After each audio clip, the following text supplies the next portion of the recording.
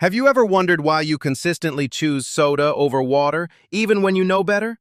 You might blame your lack of willpower or think you just have a sweet tooth. But what if your choices were secretly made for you before you even entered the room? Prepare to have your mind blown because your daily decisions are constantly being manipulated. Today, we are going to look at a famous cafeteria experiment that exposes the hidden puppet strings of human behavior. We like to believe that we are in complete control of our actions as rational human beings. It is comforting to think that every time we pick up a snack or scroll on our phones, it is a conscious, deliberate choice. However, relying purely on conscious willpower is an exhausting and deeply flawed strategy. Our brains are incredibly busy processing millions of pieces of information every single second. To keep us from going crazy, the brain takes shortcuts to save energy for more important survival tasks. This means that a vast majority of our daily actions run on a sort of automatic pilot mode. Understanding this automatic mode is the ultimate key to taking back control of your own life. Let us dive into the core concept of choice architecture, which is a behavioral science term for how our environment is designed. Choice architecture simply means that the way choices are physically presented to us heavily influences what we actually choose. Think of it like a menu at a restaurant where the chef highlights the most expensive dish in a big red box. Your eyes are naturally drawn to that box, making you far more likely to order it without overthinking. In the world of psychology, the environment around you is almost always more powerful than your internal motivation. This brings us to a fascinating real-world case study conducted in a hospital cafeteria.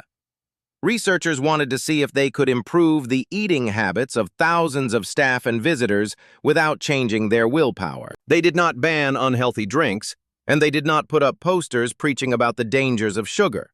Instead, they simply changed the physical layout of the drinks in the cafeteria refrigerators.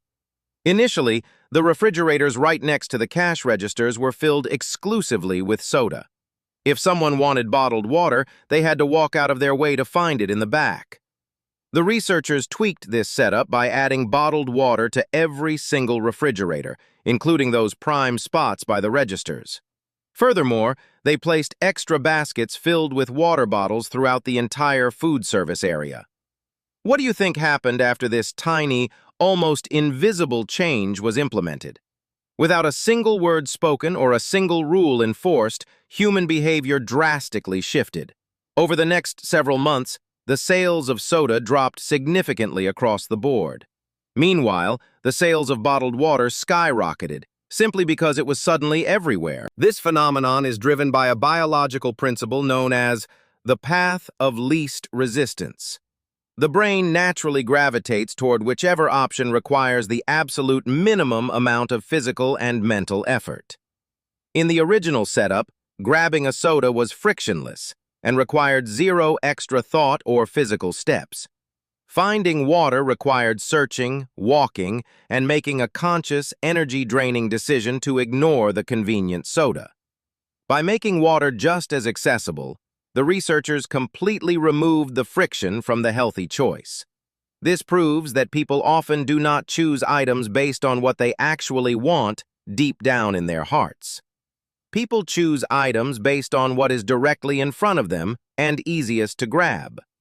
This concept is closely tied to what scientists call visual cues in our daily environment.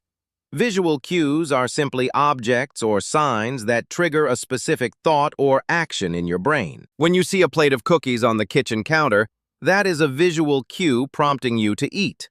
If those same cookies were hidden in the back of a high pantry shelf, the cue is completely gone. Out of sight literally means out of mind when it comes to automatic human behavior. This is why supermarkets are meticulously designed to manipulate your purchasing choices from the moment you walk in. They place expensive, sugary cereals at exactly the eye level of young children riding in shopping carts. They force you to walk through the tempting bakery section just to get to the essential dairy aisle. Every shelf placement is a deliberate piece of choice architecture designed to empty your wallet. But the beauty of this science is that you can use the exact same tricks on yourself. You are not a helpless victim of your environment once you understand how the system works. You can actively become the chief architect of your own personal surroundings. By consciously designing your space, you can guide your future self toward better decisions without relying on motivation. Motivation is a highly unreliable emotion that comes and goes depending on your mood, your sleep, or your stress levels. You cannot count on motivation to be there for you when it is raining and you need to go for a run. Environment, on the other hand, is completely permanent and beautifully objective. A book resting on your pillow will always be there waiting for you, whether you feel inspired or exhausted. A guitar left on a stand in the middle of your living room is a constant, unavoidable invitation to practice. Conversely, a television remote buried inside a drawer creates a tiny barrier of friction that might just stop you from binge-watching.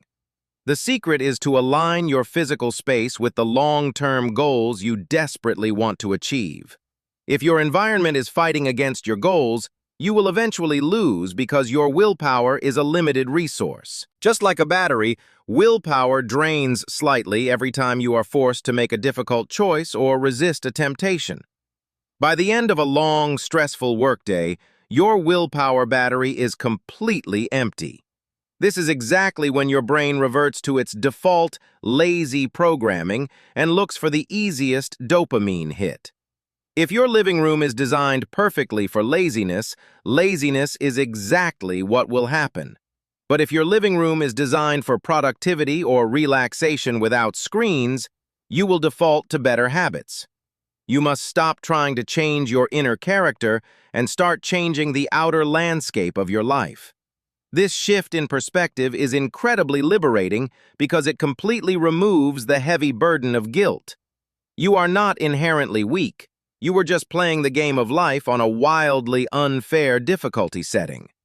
Let us clear up a massive misconception that plagues almost everyone trying to build good habits. Many people believe that highly disciplined individuals have supernatural self-control and constantly fight off fierce temptations. In reality, the most disciplined people simply spend much less time in tempting situations. They do not heroically stare at a piece of chocolate cake and use sheer mental force to say no. They simply do not keep chocolate cake in their refrigerators in the first place. Imagine trying to quit scrolling through social media while keeping your phone constantly buzzing right next to your keyboard. That is like trying to quit smoking while carrying a lighter and a pack of cigarettes in your pocket all day. You are setting yourself up for an agonizing, impossible battle against your own biology. Now, picture someone who leaves their phone in another room entirely while they sit down to work. They do not need to exercise any willpower at all because the temptation is physically out of reach. The friction required to get up, walk down the hall, and fetch the phone is simply too high. Their brain logically decides it is easier to just keep working rather than deal with that annoying physical effort. This illustrates that environment design is practically a superpower that makes good habits inevitable and bad habits impossible. Stop judging yourself for failing in a toxic environment that was actively working against you. Instead, act like an engineer building a smooth highway where the right behavior is the only clear path forward. So, how can you immediately apply the lessons of the water bottle experiment to upgrade your own daily routine? The strategy boils down to two very simple rules: decrease friction for good habits and increase friction for bad habits. Let us say your goal is to drink more water and eat fewer unhealthy snacks while working from home. First, fill a large, transparent jug of water every morning and place it squarely on your desk. Do not hide it behind your monitor. Put it exactly where your hand naturally rests while typing. Whenever your brain seeks a quick distraction from work, reaching for the water becomes the absolute path of least resistance. Next, take all the junk food in your kitchen and place it on the highest, hardest-to-reach shelf in your pantry. Better yet, put it in an opaque box at the back of a high cabinet so it is completely out of sight. If you want to start exercising in the morning, lay out your workout clothes directly on top of your alarm clock. When you wake up tired and groggy, the very first thing you have to touch is the fabric of your gym shirt. If you want to read more books, Unplug your television and hide the remote control in a completely different room. Place a fascinating book right on the center cushion of your favorite living room couch. By making the bad habit incredibly annoying to start, your brain will naturally opt for the easier, healthier alternative. You are essentially hacking your own laziness and forcing it to work in your favor for once. Start by observing your home tonight and identify just one area where your environment is actively encouraging a bad habit. Make one small physical adjustment to that space before you go to sleep to change your destiny. To sum it all up, human behavior is largely shaped by the invisible architecture of the spaces we inhabit. The famous cafeteria experiment proved that you do not need to change a person's mindset to change their actions. You just need to rearrange the objects around them to make the right choice, the absolute easiest choice. Willpower is a fading illusion, but a meticulously designed room is a permanent system for long-term success. Remember that every time you feel like you are lacking discipline, you are likely just lacking a supportive environment. You are not the victim of poor genetics or a weak character. You are simply reacting to your surroundings. So, think back to that soda you almost bought today and ask yourself who really made that choice. Was it your conscious desire, or was it the clever layout of the store's refrigerator secretly guiding your hand? What is one small change you will make to your bedroom tonight to manipulate yourself into a better tomorrow?